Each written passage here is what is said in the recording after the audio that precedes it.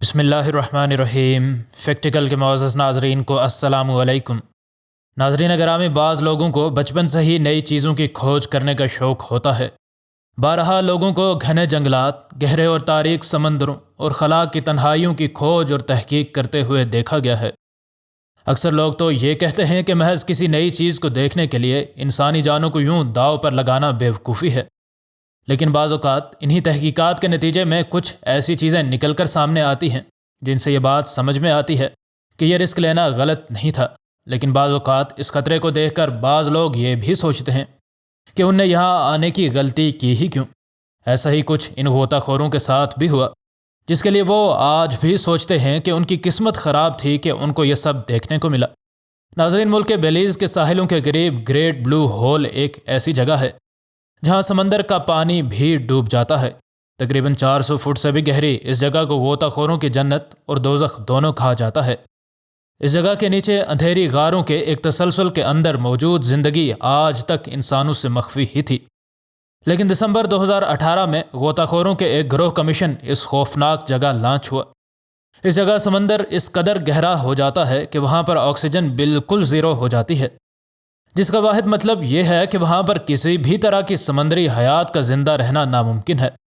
اس جگہ سے نیچے ہی اکثر غوطہ خوروں کے گم ہونے کی اطلاعات ملتی ہیں، کیونکہ ان کو سمجھ ہی نہیں آتی اور وہ اچانک اتنی گہرائی میں اتر جاتے ہیں کہ واپسی تک کی ان کے پاس آکسیجن ختم ہو جاتی ہے۔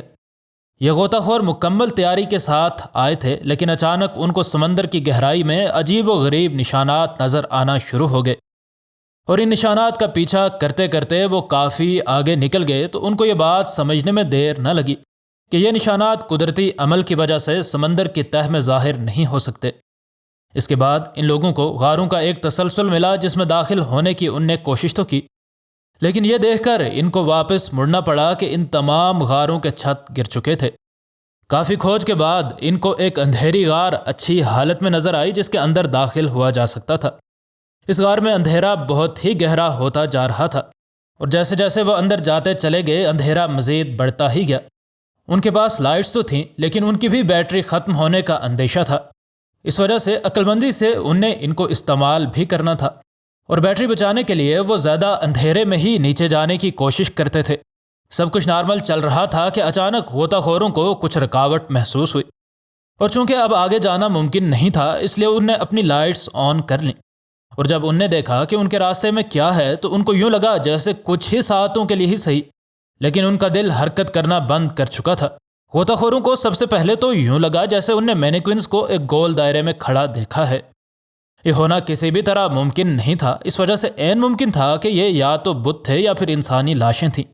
ان لوگوں نے قریب سے اس خوفناک سین کو چیک کیا تو ان کو یہ سمجھنے میں دیر نہ لگی کہ عین ممکن ہے کہ یہ ان غوطہ خوروں کی لاشیں ہیں جو کہ گریٹ بلو ہول میں غوطہ خوری کرنے آتے ہیں۔ یہ لائٹس کی بیٹریز ختم ہو جانے کی وجہ سے ان غاروں کی بھول بھلائیوں میں پھنس گئے، اور یوں یہیں پر ہی ان کی موت واقع ہو گئی۔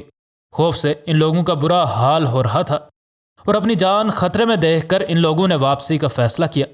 کیا ان لوگوں کا مشن کامیاب ہوا یا نہیں، یہ دیکھنا بھی بڑا ہی دلچسپ ہے، لیکن اس سے پہلے کہ ویڈیو کو مزید آگے بڑھایا جائے، اگر آپ فیکٹیکل کے نئے ناظرین میں سے ہیں تو ہمارے چینل کو سبسکرائب کر لیں، اور ویڈیو پسند آنے کی صورت میں ویڈیو کو لائک ضرور کریں۔